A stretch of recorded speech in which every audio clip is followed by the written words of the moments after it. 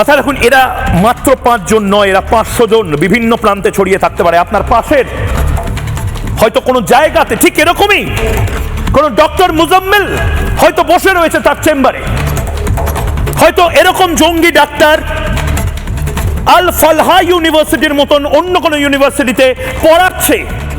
আপনি বুঝতে পারবেন না, এক হাতে স্টেথোস্কোপ, এক হাতে AK-47, অ্যাপ্রন পরা। আমরা কি তৈরি করছি?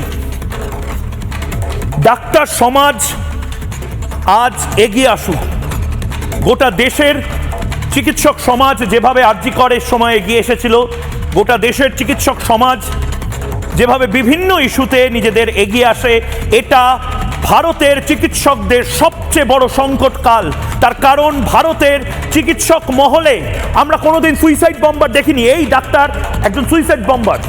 আমরা ভারতের চিকিৎসক মহলে কোনোদিন কোনো ডক্টরস মডিউল দেখিনি।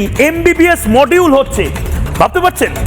আগে MBBS মানে বোঝা যেত অ্যানাটমি, আগে MBBS মানে বোঝা যেত ফিজিওথেরাপি, আগে MBBS মানে paediatric science, psychiatry, gynaecology, neurosurgery, cardiology.